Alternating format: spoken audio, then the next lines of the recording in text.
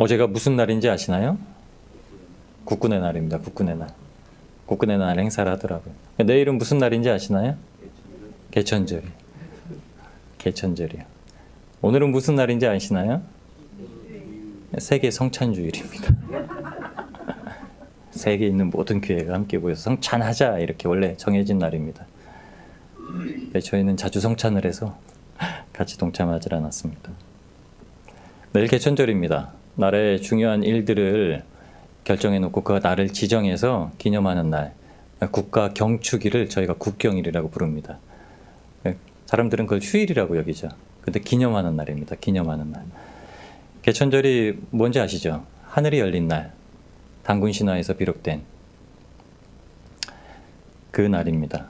우리나라 단군 신화를 보시면 다들 아시겠지만 제가 한 번 더 복기하겠습니다.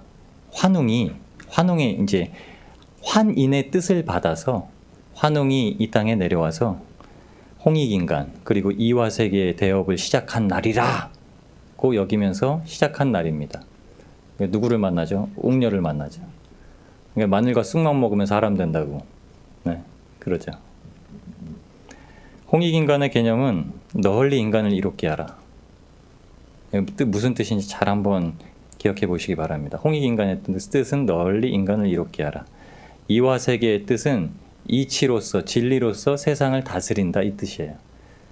진리로 이 세상을 다스려서 인간에게 널리 이롭게 하기 위해서 환웅이 내려왔다는 거예요. 환인의 뜻을 받들어서. 우리나라 민속 종교인 대종교가 이것을 처음 시작했습니다. 불교도 아니고요. 유교도 아니고요. 그러니까 우리나라 토속 종교라고 세운 대종교에서 이걸 시작했습니다. 근데 국가에서 지정했던 게 아니라 1909년에 먼저 이거를 경축일로 삼고 제사, 제례를 드리기 시작합니다. 이게 기념이 되어서 이제 나라 행사로 발전이 됩니다. 왜냐하면 우리나라 건국이다. 우리나라가 이렇게 건국되었다. 하나님의 뜻에 따라서, 환인의 뜻에 따라서 이제 건국되었다라고 하면서 이거를 국가 기념일로 지정한 겁니다. 네, 이 바탕이 어떤지 제가 좀 자세히 설명을 해드릴게요.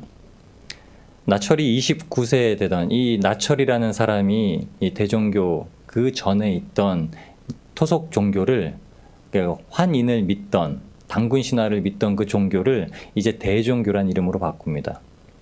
이 나철이라는 사람은 29세 되던 1892년에 장원급제한 사람입니다. 그리고 33세가 돼서 징세서장이라는 벼슬을 지내다가 관직에서 물러나고 이제 구국운동을 펼칩니다. 그 구국운동을 펼치게 된 계기가 있죠. 1905년에 우리나라가 어떻게 되냐면 을사조약을 체결합니다. 일본하고요. 을사조약을 통해서 일본이 이제 우리나라를 보호해야 한다 하면서 일본 군대도 데려오고 일본 물군처기도 하고 그러니까 기반을 삼아 놓은 거죠.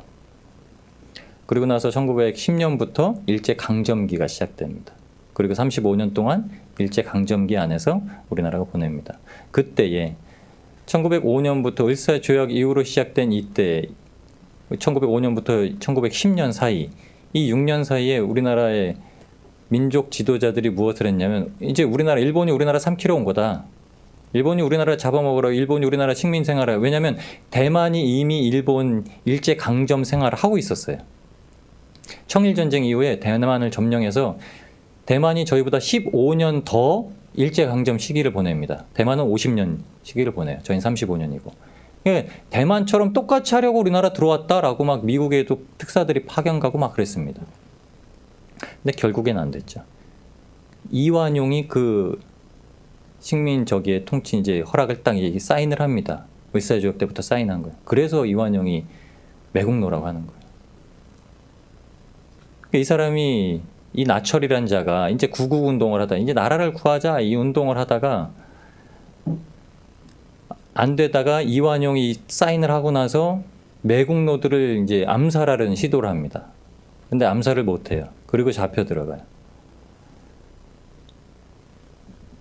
그리고 또 구국운동을 하는데 이 나라가 다시 회복될 기미가 안 보이자 이 사람이 뭐에 빠졌냐면 민속 종교에 관심을 갖기 시작합니다. 단군 신화예요. 그리고서 1909년에 단군 신의를 가지고 이제 제천 의식을 올립니다. 그리고 단군교이라고 이제 선포를 했습니다. 이게 시작이에요. 개천절의 시작이에요. 백두산을 중심으로 인류와 문화가 발생했다라는 걸 기본 교리로 삼습니다. 그 기본 교리 안에 뭐가 있는지 아시나요? 삼신일체설이 있어요. 즉 대종교는 한민족이 하나님의 자손이다. 환희는 우리 조상의 첨부가 된다라는 사상을 가지고 있는 거예요. 그런데 이 시기가 참 오묘합니다. 제가 이걸 개천절에 대해서 찾아보니까 이 시기가 참 오묘해요. 이 시기가 1909년이라고 제가 말씀드렸죠. 우리나라에 선교사님이 처음 들어온 게 1885년입니다. 그리고서 1894년 청일전쟁 이후에 기독교가 이제 전파되기 시작을 해요.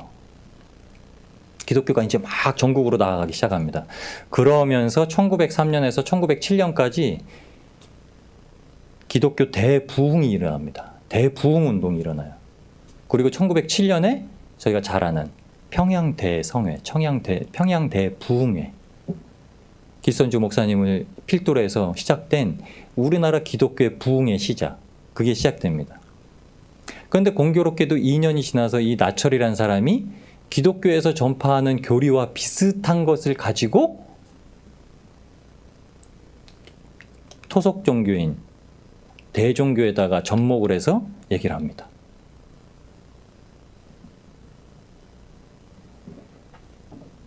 근데 이 나철이라는 사람은 이 대종교의 교세가 기울자 어떻게 했냐면 자살했습니다. 구국운동해도 안 되고 자기가 종교 지도자로 섰는데도 종교도 안 되고 그러니까 어떻게 했냐면 자살했어요.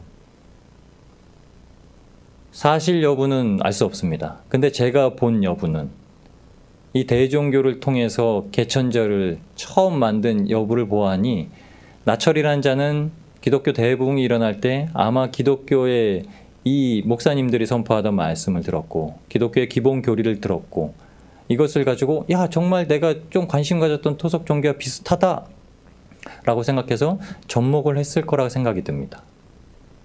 근데 그 중심을 모르는 거죠. 그 예수라는 자는 이 땅에 온 예수라는 자는 환인이네, 그럼 환웅이네. 하나님이라 부르는 자는 환인이네 라고 했지만 예수님께서 어떻게 십자가를 지셨고 예수님께서 어떻게 사람을 구원하셨고 여기엔 도달하지 못한 거죠. 그러니까 결국 자기가 하려고 했던 내 열심으로 했던 구국운동도 안 돼요. 내 열심으로 하려고 했던 이 신앙 종교를 세우는 일도 안 돼요. 그러니 어떻게 해요? 야, 장원급제한 사람이잖아요. 얼마나 똑똑한 사람이에요. 똑똑한 사람은 자기가 무너지면 자기가 가지고 있다는 자기의 힘이 무너지면 다 무너집니다. 그냥 자살한 거예요. 나철이라는 사람은 개천절을 만든 나철이라는 사람도 개천절의 의미를 몰랐고 우리나라가 처음 시작되었다. 하늘의 문이 열려서 개천절이 그거죠. 하늘의 문이 열렸다. 그래서 우리나라가 세워졌다. 대한민국이 세워졌다. 고조선이 세워졌다. 이 의미를 우리도 모르고 그냥 개천절 10월 3일 이렇게 지내고 있습니다. 당군 때문에 하늘이 열린 게 아닙니다. 성경을 첫 페이지를 열면 하나님 때문에 하늘이 열렸습니다. 개천절이 국가 경유 비록 우리가 국경일로 삼고 지내는 날이지만 이 날을 우리가 주님 안에서 정말 기념하고 주님의 은혜를 감사하고 그 의미를 안다면 예수님께서 그것을 위해서 하늘문을 여시고 이 땅에 어떻게 오셨는지를 안다면 우리에게 더한 복이 없습니다. 여러분 모두가 그 하늘문을 여시는 복의 사람들 되시길 주님의 이름으로 축복합니다. 예수님께서 이 땅에 오셨을 때 감당하셨던 직분이 3개가 있습니다. 이것을 예수님의 삼중직이라고 합니다. 그리스도의 삼중직이라고 해요. 이거를 구약의 이스라엘을 통해서 보여주셨는데 그게 뭐냐면 왕, 선지자, 제사장 이 3가지의 직분을 예수님께서 다 감당하고 오셨다는 겁니다. 이 예수 그리스도의 3가지 삼중직은 그리스도인의 삼중직으로 이제 바뀌게 됩니다. 우리가 또 이 세상에서 왕 같은, 우리가 이 세상에서 선지자 같은, 우리가 이 세상에서 제사장 같은 역할을 감당하고 살아야 된다 그러는 거죠. 이스라엘을 통해서 보여주신 이 세 가지 직분에 대해서 왕과 선지자는 하늘에서 일방적으로 주셔야 되는 거예요. 그러니까 하나님의 통치, 하나님의 예언, 이것을 주는 건 하나님이 가지고 계신 계획과 생각을 그냥 고스란히 주시는 거예요. 그러니까 사람이 열려고 해도 몰라요. 그러니까 성경을 억지로 풀지 말라는 거예요. 억지로 풀면 넘어진다는 거예요. 그러니까 주시기 전까지는 못 받는다는 거예요. 우리가 믿고 있는 이 기독교는 이겁니다. 하나님이 주시기 전에는, 열어 주시기 전에는 절대 모르는 거예요. 하나님이 붙드시기 전에는 절대 건진받을 수 없는 거예요. 하나님이 건지시기 전에는 절대 구원받을 수 없는 거예요. 근데 하나님께서 이 방편을 한 가지로 딱 두셨습니다. 이게 바로 제사장 직분이에요. 제사장은 죄로 인해서 닫혀져 있던 하늘문을 여는 직분입니다. 그러니까 예수님께서 단번에, 히브리서 9장에 말하고 있는 것처럼 단번에 희생제물이 되셔서 날마다 반복해서 피 흘려야 되는 그 제사가 아니라 예수님께서 한 번에 행하신 십자가의 사건으로 말미암아 우리가 누구든 주 예수 그리스도의 이름을 믿으면 구원을 받는 놀라운 사건이 이제 저희한테 온 겁니다. 하나님께서 태초에는 우리한테 무엇을 허락하셨냐면 수고 없이 누리는 것을 허락하셨습니다. 이것을 안식이라고 그래요. 그래서 하나님께서 6일 동안 이 세상을 창조하시고 7일째 안식하셨더라 하시면서 그 7일째 안식하신 날은 원래 영원히 8일째, 9일째, 10일째, 11일째 계속되는 날이죠. 하나님은 이것을 통해서 하나님의 창조의 상태, 죄가 없는 그 의로운 동산을 쭉 유지하도록 주셨습니다. 요한계시록 21장 25절에 보면은 그 때가 어느 때였는지 그 회복하는 게 무엇인지를 이렇게 얘기합니다. 성문들을 낮엔 도무지 닫지 아니하리니 왜냐하면 거기는 밤이 없습니다. 낮에는 절대 닫지 않는다는 거예요. 성문은 사람들이 계속 왕래한다는 거예요. 근데 밤에는 닫아요. 왜요? 밤에는 도둑놈들이 들어올까 봐 닫는 거예요. 대적이 들어올까 봐 닫는 거예요. 보호하기 위해서. 근데 밤이 없기 때문에 닫을 일이 없다는 거예요. 요한계시록 21장이 그렇게 얘기합니다. 근데 이 닫을 일이 없는 이때가 바로 하나님께서 처음 세상을 창조하셨던 그 에덴에 있던 동산의 상태입니다. 그러니까 수고도 없는 거예요. 창세기 2장 15절 16절 말씀 보실까요? 우리 이거 먼저 한번 보고 갈까요? 자꾸 사진을 한번 하다 보니까 자꾸 하게 되네요. 사진을. 이게 제사장 의복입니다. 오늘 저에게 정말 대제사장으로 오신 예수 그리스도에 대해서 알려면 제사장 예복을 또 아는 것도 좀 필요합니다. 제사장 의복이 어떻게 되어 있냐면 하얀 속 옷을 입고 그 겉에다가 받침 옷을 입고 그 다음에 그 겉에 주황색 옷을 입은 게 저게 에봇이에요. 저게 원래 이제 제사장 의복으로 준비된 건데 그 안에 이제 파란색 받침 옷을 입고 그 받침 겉에다가 이제 옷을 입게 됩니다. 그리고 관을 쓰고요. 그 관에다가 금띠를 두르고요. 근데 관에는 여호와께 성결이라고 새기고요. 그리고 견대라고 하죠. 여기는 보석을 새겨서 담고요. 여기도 이스라엘 백성의 이름들이 있고요. 가슴에도 보석이 박박박박 박혀 있죠. 저기도 이제 이스라엘 이제 흉패, 가슴 흉패인데 거기에도 이스라엘 백성들의 이름이 있고요. 그다음에 띠를 매고요. 밑에 겉옷 이제 받침 옷 밑에 청색 받침 옷 밑에는 성류와 방울을 하나 이렇게 번갈아가면서 돌아가면서 제사장이 움직일 때마다 찰랑 그 헌병대가 군인들 탈영병 잡으러 갈 때 착 이 소리에 놀라서 탈영병들 도망가죠. 막 이것처럼 찰랑찰랑 소리가 나옵니다. 그러니까 지성소 안에 들어가서 이제 대속죄일에 하나님 앞에 제사를 지내고 피를 뿌리고 이제 속죄에 대한 제사를 마치고 나서 용서를 받고 나와야 되는데 찰랑찰랑 소리가 안 나면 이제 대제사장이 이제 큰 일을 맞이한 거죠. 그러니까 허리에 줄을 묶고 있던 거에 대제사장이 이제 끌어당겨서 시신을 거둬야 되는 거죠. 그 찰랑찰랑 소리는 거기입니다. 살았나 죽었나 확인하는 거죠. 주님께서 하나님께서 대제사장의 의복을 이제 저렇게 준비하십니다. 보면은 앞치마 같죠? 고급 앞치마만 입고서 일하는 사람 같죠. 자, 그럼 이제 말씀 다시 보겠습니다. 저렇게 보셨으면 이제 저거 기억하십시오. 저 어떻게 생겼는지. 창세기 2장 15절 16절 말씀에 보면 이릅니다. 여호와 하나님이 그 사람을 이끌어 에덴 동산에 두사 그것을 다스리며 지키게 하시고, 그것을 다스리며 지키게 하시고, 그러면 아담한테 무엇이 있냐면 직분이 생긴 겁니다. 직분은 그 에덴을 다스리고 지키는 사람이에요. 근데 16절에 이렇게 얘기합니다. 여호와 하나님이 그 사람에게 명하여 가라사대 동산 각종 나무의 실과는 네가 임의로 먹되. 그러니까 네가 그것을 다스리고 지키게 한다는 것은 수고로움이 아니에요. 그러니까 아담한테 네가 이렇게 일을 하면 일에 대한 대가로 먹을 것을 줄 거라고 말씀하신 게 아닙니다. 왜냐하면 16절에 하나님께서 이렇게 말씀하세요. 네가 아무 때나 먹고 싶은 건 다 먹어. 1시에 먹어도 되고 2시에 먹어도 괜찮아. 그리고 거기 있는 거 다 먹어. 먹고 싶다고 보이는 거 다 맛있는 거니까 다 먹어. 이렇게 말씀하신 거예요. 네가 밭을 알가면 먹지 마. 밭 다 갈고 먹어. 저기다 꽃나무 다 심고 먹어. 하나님 이렇게 말씀하시지 않은 거예요. 왜냐하면 하나님께서 이미 만들어 놓으신 창조의 세상이 어떻냐면 완전한 거예요. 완벽한 거예요. 하나님이 말씀하신 거 그걸 유지하라는 거예요. 계속 유지하라. 근데 신기한 거죠. 그 당시에는 죄가 없을 때는 잡초도 안 나요. 가라지도 안 나요. 그냥 돌아보라는 거예요. 돌아보라는 거예요. 두루 살펴 돌아보라는 겁니다. 하나님께서 말씀하신 듯이. 하나님께서는 아담한테 무엇에도 구애받지 않고 자유롭게 두셨습니다. 저희가 알죠. 이제 한 가지, 하나님의 통치에 대해서 한 가지만 이제 그것에 구애받게 하십니다. 하나님의 통치권에 대해서. 그게 바로 선악을 알게 하는 나무의 실과, 이걸 먹지 말라고 하시죠.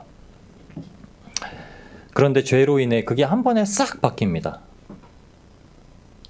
진짜 여반장이라고 손바닥 뒤집기처럼 싹 바뀌어버려요. 그게 창세기 3장 17절 말씀입니다. 아담에게 이르시되 죄가 들어온 후에 네가 네 아내의 말을 듣고 내가 너더러 먹지 말라 한 나무 실과를 먹었은즉 땅은 너로 인하여 저주를 받고. 땅이 그 아담의 죄로 인하여 뭘 한다고요? 이제 땅은 가시덤불도 내고요, 엉겅퀴도 내고요, 잡초도 내고 이제 막 다 내게 됐다는 거예요. 이게 죄의 결과예요. 막 올라오는. 너는 종신토록 이제 영원토록 몸이 끊어질 때까지 마지막 날까지 어떻게 수고해야만 너는 소산을 먹을 거야. 넌 이제 맘대로 못 먹어. 밭을 갈아야 먹고 가시덤불을 걷어야 먹고 잡초를 뽑아야 먹고 이렇게 된다라고 하십니다. 태초에 하나님을 섬기는 일에 수고 없이 감사와 기쁨으로 이제 자발적인 행사가 있었던 거예요. 네가 자유로 임의로 자유롭게 먹고 자유롭게 행하고.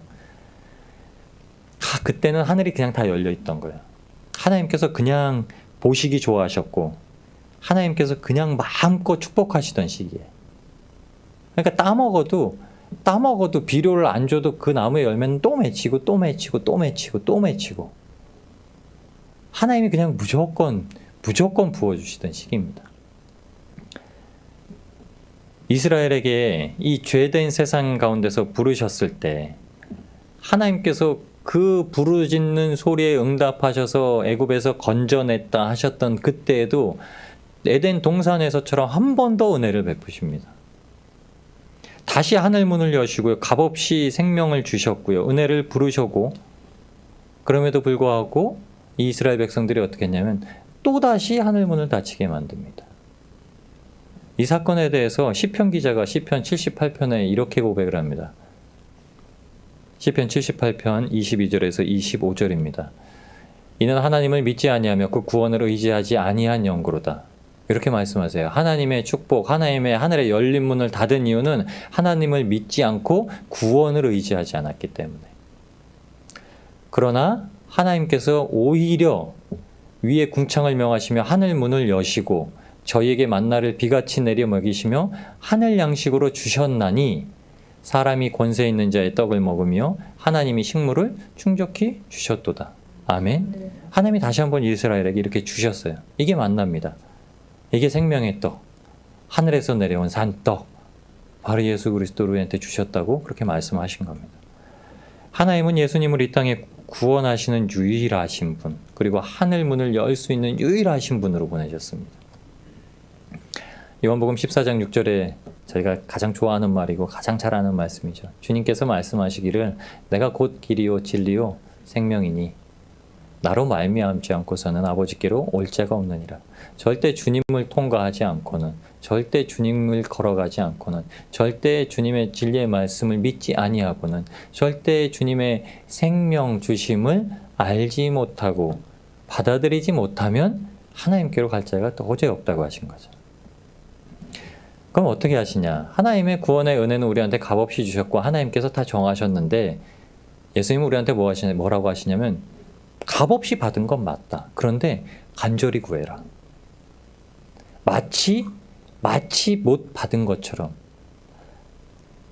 서신서에도 그렇죠. 안에 있는 자들은 마치 없는 자처럼, 부함을 받은 자들은 마치 부하지 않은 것처럼 그렇게 구해라. 그게 하나님께서 원하신 가장 낮은 자리에 있는 거예요. 가장 낮은 자리. 왜냐하면 이게 예수님께서 행하셨던 대제사장으로서의 역할이셨습니다. 그러니까 가장 낮은 자리에서 그 일들을 하신 거에 대해서 우리한테도 이 세상을 살면서 신앙생활은 그렇게 한다고 얘기하시는 겁니다. 누가복음 11장 8절에서 10절까지 말씀입니다. 9절 10절 저희 한 목소리로 읽으실까요? 내가 또 저희에게 이르노니 구하라 그리하면 너희에게 주실 것이요 찾으라 그러면 찾을 것이요 문을 두드리라 그러면 너희에게 열릴 것이니 구하는 이마다 받을 것이요 찾는 이가 찾을 것이요 두드리는 이에게 열릴 것이니라. 아멘. 이 말씀을 하시기 전에 8절에 그 말씀하세요. 누가 자기에게 이제 밤중에 누가 찾아왔다고 하면서 대접해야 된다고 친구 집을 가서 문을 막 두드리는 거예요. 막 두드리는, 빵 좀 빌려줘, 빵 좀 빌려줘, 빵 좀 빌려줘. 아유 귀찮아 하다가 이렇게 일어나서 빌려주지 않겠냐고 하시면서 이 말씀하시는 거예요. 그럼 구해라. 가서 구해. 근데 그걸 누구한테 구하냐? 하나님 앞에 그렇게 구해라. 하나님이 주시는 거를 감나무 밑에서 감이 떨어지길 기대하는 게 아니라 달라. 하나님의 목적은 그냥 주시는 이가 누군지 알아라. 주시는 이가 누군지 알면 달라고 한다는 거예요. 주시는 이가 다 가졌다고 하면은 가진 분한테 달라고 한다는 거예요. 근데 마치 주실 수 있는 분이 하나님이 그렇게 못하시는 것처럼 여기기 때문에 너희가 그렇게 안 한다는 거예요. 기도 안 하는 이유 왜요? 하나님이 그렇지 않은 분이시라고 여기기 때문에 기도를 안 한다는 거예요. 말씀을 안 보는 이유야? 말씀이 내게 생명이 되지 않을 거라고 내 안에서 여기고 있기 때문에 보지 않는다는 거예요. 여러분 밥을 하루 이틀 안 먹으면 어떠신가요? 배고프시죠? 죽을 것 같으시죠? 기력이 없으시죠? 내 영이 그러고 있어요. 내 영이 그렇게 죽어가고 있다고요. 기도를 안 하고 말씀을 안 봐서요. 그러니까 하나님한테 구하라는 겁니다. 구하라는 원천적인 의미는 말씀 안에 뭐가 있는지 구해라. 기도해서 하나님이 무엇을 주실지 구해라. 이렇게 말씀하신 겁니다. 모든 것에 하나님의 뜻에 있습니다. 모든 것에 하나님의 뜻에 있기 때문에 두드리라고 하신 거예요. 누구를 두드립니까? 누구에게 두드리십니까? 누가복음 18장에 이제 그것에 대해서 말씀하십니다. 사람들이 기도하다 기도를 안 하는 이유 아시죠? 기도에 결과가 없다고 해서 안 하는 거예요. 근데 누가복음 18장 1절은 이렇게 얘기합니다. 항상 기도하고 낭망치 말 것은, 항상 기도하고 낭망치 말 것은, 기도해도 안 된다고 생각하지 말 것은, 그 이유가 무엇이냐면 이 불의한 재판관한테 과부가 가서 끊임없이 자기의 억울한 사정 풀어달라고 계속 괴롭힙니다. 그러니까는 이 불의한 재판장이 아우 귀찮아, 내가 이거를 해결 안 해주면 저가 언제까지 나를 찾아와서 귀찮게 할지 모른다 라고 하면서 그 일을 원한을 풀어준다는 거예요. 그러면서 예수님께서 이렇게 말씀하십니다. 하물며 불의한 재판관도 아니고 의로우신 하나님께서 그 밤낮 부르짖는 자들, 택하신 자에게, 부르짖는 택하신 자, 무슨 말씀인지 아세요? 택하셨기 때문에 부르짖는다는 거예요. 여러분, 택함 받은 자라면 가만히 있는 게 아니라 택함 받은 자는 부르짖는다는 거예요. 택함 못 받은 자는 부르짖겠습니까? 택함 못 받은 자는 주님을 떠나 살고, 주님 없이 살고, 주님 없이도 잘할 수 있다 생각하고, 주님 없이도 즐거울 수 있다고 생각을 합니다. 그런데 주님은 이렇게 얘기하세요. 부르짖는 택하신 자들의 원한을 풀어주지 아니하시겠느냐. 저희에게 오래 참으시겠냐. 하나님이 과연 그 억울함을 아시는데, 그 애통함을 아시는데, 그 간절함을 아시는데 하나님이 그냥 두고 지켜보시겠느냐라고 말씀하시는 거예요. 여러분, 애통함이 주님 앞에 상달되면 즉각 해결됩니다. 첫 번째로는 우리가 욕심 때문에 구하는 것은 이루어지지 않고요. 우리의 애통함, 절박함이 있지 않으면 하나님께서 그 시기에 대해서 빨리 응답하지 않으신다는 거예요. 이게 하늘의 법칙입니다. 하나님께서 택하신 자, 하나님께서 부르신 자에게는 그 애통함을 갖고 찾을 때마다 반드시 그 즉시 해결해 주신다는 거예요. 길이고 진리고 생명 되신 예수님께서 닫혀진 하늘문, 닫혀진 천국문을 여시기 위해서 바로 저와 여러분의 천국문을 여시는 대제사장으로 이 땅에서 제사도 드리셨지만 친히 그 희생 제물도 되셨다는 사실입니다. 이게 믿을 수 없는 사실입니다. 정말로 믿을 수 없는 사실이에요. 세상 가운데서 방황하시던 저와 여러분을 세상 가운데서 그냥 살다가 죽으면 끝나는 인생인 줄 알고 살던, 하나님 품에 앉아서도 그냥 누리며 살면은 다인 줄 알고 살던 인생을 부르셔서 천국에 못 가면 아무것도 아닌 인생이라는 걸 알게 하시고, 그것 때문에 구원하신 예수님만을 붙들고 예수님께서 걸어가신 길을 쫓아가서 살라고 부르신 겁니다. 그러니까 항상 즐겁지만 우리의 삶은 주님께서 원하시는 그 삶의 자리에 항상 놓여 있게 되는 거죠. 그래서 상황과 상관없이 기쁘고 즐겁지만 그 길은 사람들이 보기에는 때로는 고되고 힘든 길. 그러니까 그 고되고 힘들지만 그거를 눈물로 간절하게 주님 앞에 기도하고 또 응답받고 힘을 얻어 살아가는 삶. 그게 그리스도인의 삶입니다. 이 믿을 수 없는 사실.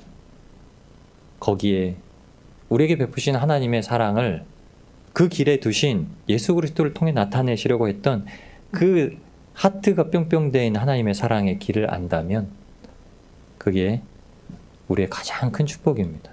그리고 그 축복을 알 때 여러분 하늘문이 열립니다. 하늘문이 열려요.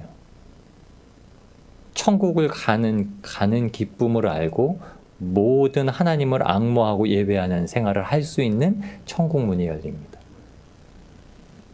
천국문이 열리면 어떻게 되는지 아세요? 예수님께서 베드로에게 말씀하신 것처럼 네가 기도하면 한 땅에서 메인 것이 어떻게 해요? 풀릴 것이고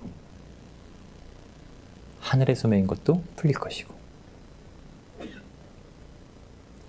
천국문이 열려진 걸 보는 자의 기도는 그렇게 상납됩니다. 스데반 집사가 돌에 맞아 죽으면서도 마지막에 그 영안이 열려서 하늘 보자 천국문이 열리고 보좌 우편에 예수님께서 서서 맞이하시는 걸 봅니다. 그때 무엇이라 기도하셨는지 아시죠? 저의 죄를 사하소서. 저희들의 죄를 사하소서.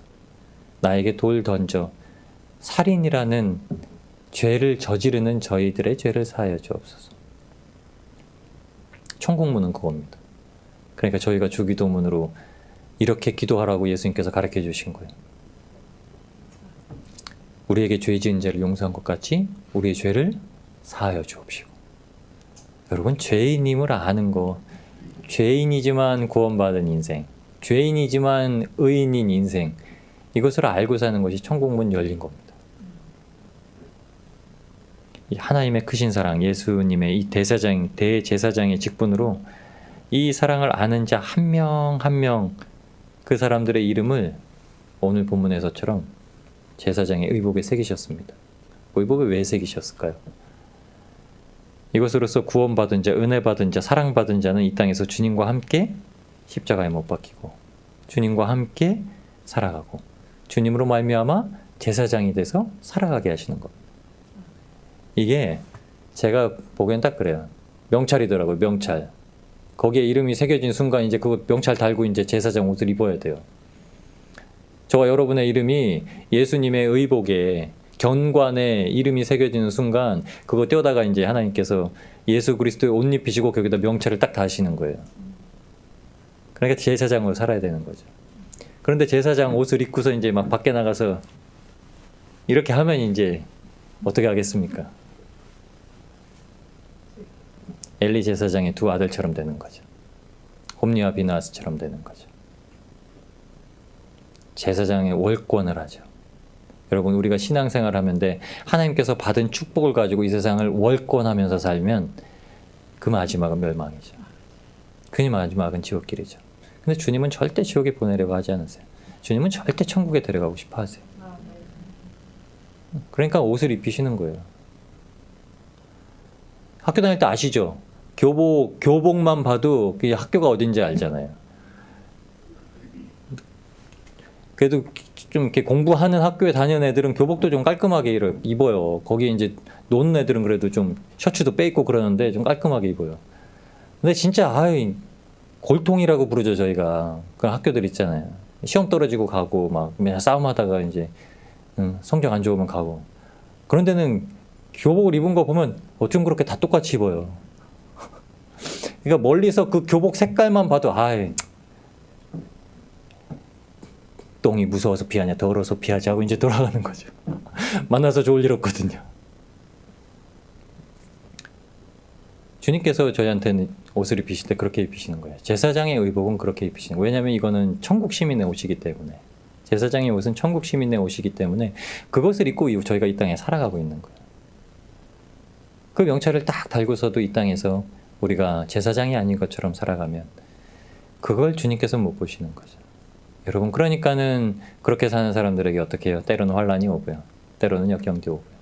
그러나 이제 그걸 넘어서면 다시 그 상태로 회복되지 않더라도 그 사람이 예수님의 사랑, 예수님의 부르심, 예수님의 구원하심만 알면 바뀌는 겁니다. 그 사람 바뀌는 거예요. 그 삶이 바뀌는 거예요. 진짜 제사장의 옷을 입는 겁니다. 베드로전서 2장 11절에 그래서 사도 베드로가 이것을 깨닫고 났더니 왕 같은 제사장이라고 우리를 지칭하면서 이렇게 얘기하는 겁니다. 사랑하는 자들아, 나그네와 행인 같은 너희를 권하노니. 이전엔 나그네처럼 싸웠고 그 앞절에 이제 제사장에 대해서 언급을 해놨는데요. 이전엔 나그네 같고 이전엔 행인같이 그렇게 제사장이 아닌 것처럼 지내던 너희에게 권하노니 영혼을 거스려 싸우는 육체의 정욕을 제어하라. 아멘. 왜 그렇게 사도들이 신앙적인 걸 넘어서 도덕적으로 그렇게 바르게 살아라. 도덕적으로 세상에서 정말 의인인 것처럼 선인인 것처럼 바르게 살아라 이렇게 얘기하시잖아요. 그것이 주님께서 제사장 옷을 입히시고 세상을 살아가게 하시기 때문입니다. 그러니까 영혼을 거스려서 싸우는, 네 영혼을 사망으로 끌고 가려는 육체의 정욕을 제어해서 살아라 이렇게 얘기한 겁니다. 도무지 이럴 만한 가치가 없는, 도무지 제사장의 옷을 입을 만한, 교복을 입을 만한 가치가 없는 우리들을 부르셔가지고 주님께서 이제 그 신분에 맞게 살게 하시는 겁니다. 영혼을 거스려 싸우는 육체의 정욕을 제어하라. 예수님께서 제사장으로서 십자가를 지시기까지의 모습으로서 우리에게 본이 되신 겁니다. 베드로전서 2장 21절 그리고 25절 말씀 이럽니다. 이를 위하여 너희가 부르심을 입었으니 이를 위해서 부르심을 입었으니 그리스도도 너희를 위하여 고난을 받으사 너희에게 본을 끼쳐 그 자치를 따라오게 하려 하셨느니라.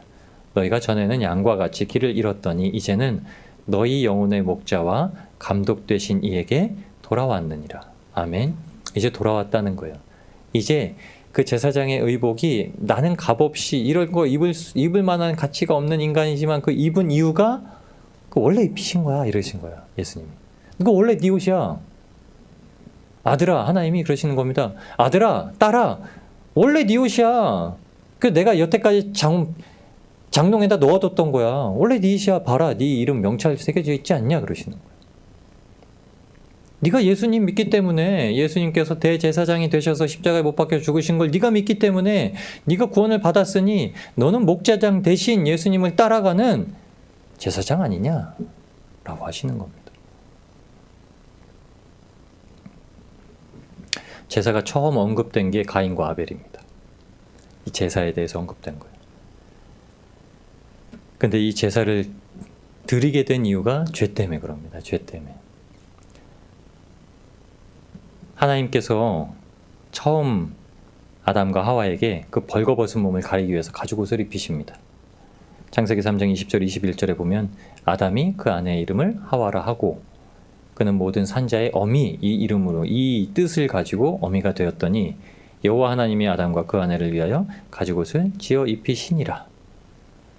아사라고 하는 이 말은 만들다는 뜻이에요. 그러니까 창조하다는 뜻이에요. 하나님께서 6일 동안 창조의 역사가 끝났는데 무엇을 했다고요? 다시 창조를 하셨다. 이 죄를 덮기 위해서 다시 창조를 하셨다는 거예요. 이 가지고 오시 바로 예수 그리스도예요. 보내실 수밖에 없었던 예수 그리스도. 성육신 하실 수밖에 없었던 예수 그리스도. 그래서 예수 그리스도는 어떤 분이시냐면 독생하신 분, 오해할 겁니다. 독생하신 분, 독생자, 이 의미도 다시 할 건데 그분이라는 겁니다. 하나님께서 친히 예수 그리스도의 옷을 아담과 하와에게 또한 우리에게 입히셨습니다. 오늘 제사장 의복인 에봇에 받침을 두리라 합니다. 아까 청색을 보시, 청색 옷, 속옷보다 좀 짧았던, 다리도 짧고, 항상 세마포 속옷이 보여야 돼요. 팔도 짧고, 이 청색 받침 옷을 입히게 하신 것, 이것이 청색은 신성하신 하나님을 뜻합니다. 파란 하늘이 둘른 건 하나님의 영화로, 하나님의 영광이 거기 깃들어 있다는 거예요. 청색 옷은 그 의미예요. 하나님을 깃들어 있다는 거예요. 그건 무엇이냐면 예수님의 신성, 하나님이시만, 근본 하나님과 본체이시지만 우리를 구하시기 위해서 친히 이 땅에 육신을 입고 오신 예수님. 가죽옷을 받았던 아담과 하와는 자기 수치를 가리는 것에 집중했지만 이제 예수님께서는 그 옷을 통하여서 무엇에 하나님께 집중하게 하십니다. 왜냐하면 대제사장이 그 의복을 조심스럽게 입고 있는 이유는 하나님의 얼굴을 대면하여 마주하려고 들어간다라고 했던 거였거든요. 거기서 조심하지 않으면, 하나님에 대해서 집중하지 않으면 한순간 사망에 이르니까. 그러니까 하나님께만 집중해야 살아남을 수 있는 거예요. 학생들이 선생님 앞에만 집중하고 받아 적으면 공부 잘하죠. 잘합니다. 이렇지만 하나님 앞에만 집중하면 애들이 껌딱지죠. 애들이 조금만 했을 때 뭐냐면 엄마 껌딱지. 맨날 엄마만 보고 엄마만 찾고 졸졸 치마자락 붙들고 맨날. 하나님은 그렇게 원하십니다. 우리한테 그러게 원하시죠. 그 성소에 들어가는 이유가 뭐예요? 속죄. 죄를 사함받기 위해서 들어가는 그 성소. 거기서 하나님만 집중하도록 주님께서 우리에게 새로운 옷을 입히신 겁니다. 가죽옷이 아니라 이제 제사장 옷. 하나님의 그 거룩함을 지니고 있어야 하는 그 옷. 갈라디아서 6장 14절 15절에 이렇게 얘기합니다. 내게는 우리 주 예수 그리스도의 십자가 외에는 결코 자랑할 것이 없으니 그리스도로 말미암아 세상이 나를 대하여 십자가에 못 박히고 내가 또한 세상을 대하여 그러하니라. 할례나 무할례나 아무것도 아니되 오직 새로 지으심을 받은 자뿐이니라. 아멘. 다 필요 없다. 다 아무것도 아니야. 할례 필요 없고. 여러분 세례하는 거예요? 세례 필요 없고. 근데 이거는 교회에서 이루어진 성례 전이기 때문에 그 증거를 했다는 그 의식으로서, 행위로서 하는 거기 때문에 하는 거지만 사도 바울은 이렇게 얘기합니다. 그거 이렇게 하는 의식 자체는 아무 의미가 없다. 할례도 아무 필요 없고 무할례도 상관없다. 그냥 오직 사람이 거듭나면 된다. 사람이 새로워지면 된다. 교회에 와서 사람이 그냥 바뀌고 사람이 그냥 하나님만 사랑하고 그냥 사람이 오직 그 구원을 얻은 것처럼 세상에서 살아가길 힘쓰고 애쓰면 됐다. 그것이면 아무것도 상관없다.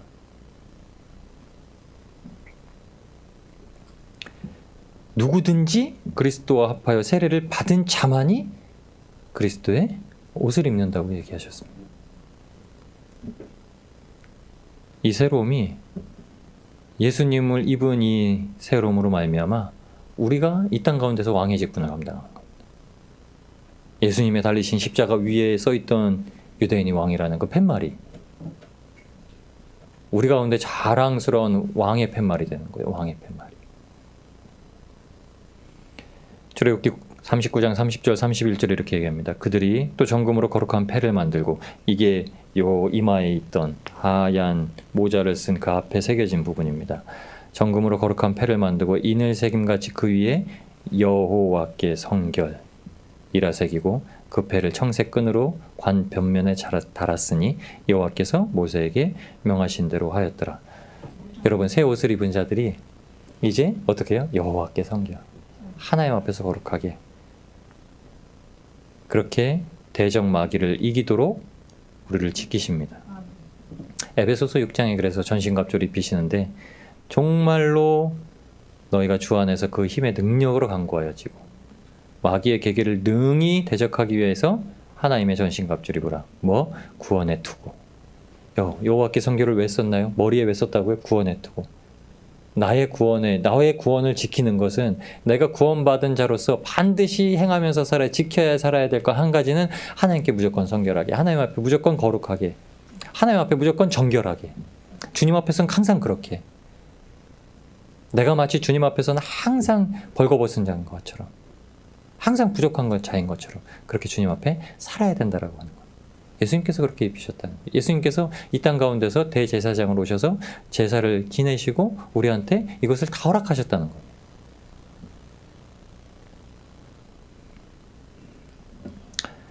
로마서 6장 10절에서 13절까지 말씀인데요. 10절, 11절 말씀 우리 한 목소리를 읽겠습니다. 그의 죽으심은 죄에 대하여 단번에 죽으심이요 그의 살으심은 하나님께 대하여 살으심이니 이와 같이 너희도 너희 자신을 죄에 대하여는 죽은 자요 그리스도 예수 안에서 하나님을 대하여는 산 자로 여길지어다. 아멘. 비촉 아닙니다. 비촉은 안 지워진 부분입니다. 뭐라고요? 로마서에는요? 죄에 대해서는 죽은 자요. 예수님 안에서요. 하나님을 대해서는 산 자. 하나님을 대해서 모든 일을 할 때는 산 자예요. 막 힘이 넘칩니다. 하나님을 할 때는 막 어떻게 해야 되지? 뭘 해야 되지? 찬양 연습하고 가야지? 청소해야지? 어디? 뭐 할 수 있냐? 뭐 할 수 있냐? 우리 뭐 할 수 있어? 어떻게 해야 돼? 모여봐. 머리 좀 맞대자. 야, 밖에 선교사님 위해서 뭘 해야 돼? 거기 선교품 뭐 보내야 돼? 모여봐. 맞대봐. 죄에 대해서는 야, 우리 밖에 나가서 맥주 한잔 할까? 여기에 대해서는 죽은 자로 여기고요. 교회도 그러신 분들 많아요. 아우 교회에서 막 열심히 하고서 아우 24 수고했다. 막걸리나 한잔 하러 가자. 그러신 분들도 있어요. 잘하다가 성령으로 행하고 육체로 맞춰요. 꼭 잘하다가 잘 나가다가 그냥 한 번 어긋나요. 분명히 사도 바울은 로마서 이렇게 기록합니다. 죄에 대해서는 그냥 죽자. 죄에 대해서는 사람들이 제사장 옷 입고 밖에 나가서 행하는 거 보려고 볼 수 있는 그런 모든 것에 대해서는 죽자. 그러나 예수님 안에서 하나님께 대해서 무조건 산 자 되지. 힘들다가도 야 교회 이제 야 교회 가서 예배 드려 가야지. 찬양 연습하러 가야지. 청소하러 가야지. 준비하러 가야지. 막 힘이 돋는 거예요. 왜요? 하나님 앞에 늘 살아야 되니까. 근데도 죽은 자처럼 오죠. 주일날이면 오늘 또 8시에 눈 떠야 되나. 일어나기 싫다. 옛날에 그랬대죠. 어떤 남자분이 오늘 정말 교회 가야 되나 안 가고 싶다. 엄마 나 오늘 교회 안 가면 안 돼. 그랬더니 엄마 네가 목사잖아. 교회 가야지. 너무 힘들어. 그 어머니 권사님이 야 임마 네가 목사인데 교회 안 가면 돼. 우리 육신은 그렇게 힘들어요. 근데 어떻게 해요? 예수님 안에서 하나님께 대한 무조건 산 자, 살아있는 자, 죄에 대해서는 죽은 자. 제 얘기 아니에요. 제 얘기 아닙니다. 제 얘기는 아닙니다. 제가 일어날 때 좀 힘든 때도 있긴 한데 제 얘기는 아니에요. 저는 그냥 교회 오고 싶어 합니다. 저는. 예수님께서 우리의 생명을 위해서 이 모든 것들을 친히 대제사장으로서 예비하신 겁니다. 왜요? 하나님 앞엔 정말로 살고 즐겁고 죄에 대해서는 정말로 죽고 재미없고 이것을 위해서 이것을 통해서 우리를 천국에 보내시고 이것을 통해서 우리가 천국 그걸 누리며 사는 삶이 무엇인지, 그 삶이 얼마나 기쁜지, 예수님과 만나서 사는 삶, 예수님과 동행하는 삶, 예수님과 늘 함께하는 삶이 얼마나 기쁜 삶인지 알게 하시는 것. 이것 갖고 살게 하시는 것. 하나님께 성결하게 사는 것, 이건 죄에 대해 죽고 예수님 안에서 하나님에 대해서 산 자. 어떤 상황에서도 하나님 앞에 산 자로 서기 위해서 여러분 죄에 대해서 죽으십시오. 오직 예수님만을 의지해서 살아내시는 복된 멜리대 가족 되시기를 우리를 구원하신 우리의 대제사장 되신 예수님의 이름으로 축복합니다. 우리 기도하시겠습니다.